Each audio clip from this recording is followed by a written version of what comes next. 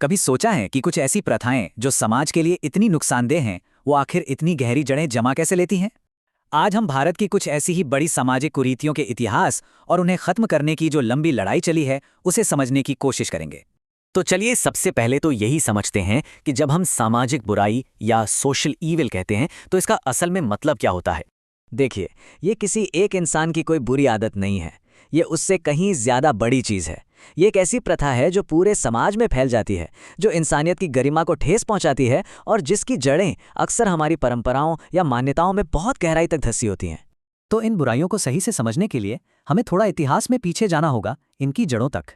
अक्सर होता क्या है कि इन सामाजिक बुराइयों की शुरुआत होती है कठोर परंपराओं से, अंधविश्वास से, या फिर हमारे सामाजिक और धार्मिक नियमों की गलत समझ से। और फिर धीरे धीरे वक्त के साथ ये प्रथाएं समाज का ऐसा हिस्सा बन जाती हैं कि लोगों को वो नॉर्मल लगने लगती हैं और कोई उन पर सवाल ही नहीं उठाता।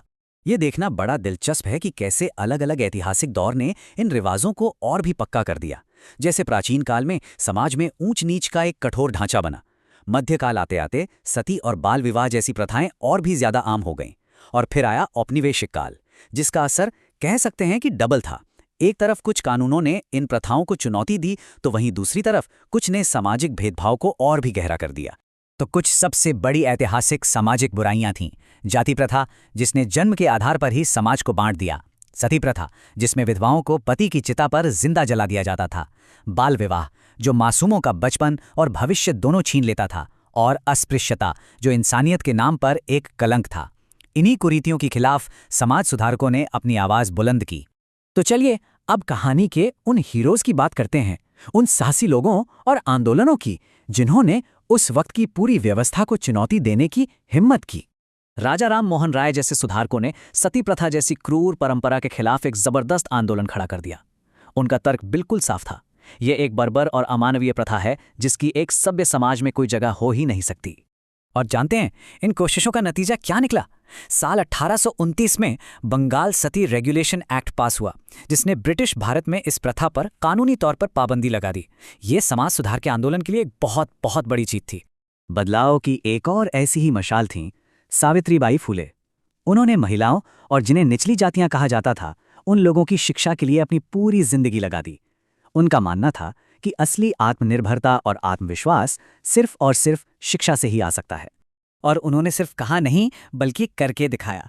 1848 में सावित्रीबाई फूले और उनके पति ज्योतिराव फूले ने मिलकर लड़कियों के लिए भारत के पहले मॉडर्न स्कूलों में से एक की नींव रखी।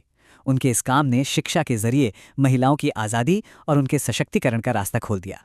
इसी सुधार की मशाल को फिर डॉक्टर BR अम्बेडकर ने और आगे बढ़ाया। उन्होंने जाति व्यवस्था और छुआछूत के खिलाफ एक बहुत ही शक्तिशाली बौद्धिक और राजनीतिक लड़ाई लड़ी। उन्होंने क्या खूब कहा था कि जाति कोई ईंटों की दीवार या कांटेदार तार नहीं है, जाति तो बस एक धारणा है, एक सोच है जो दिमाग में बैठी है।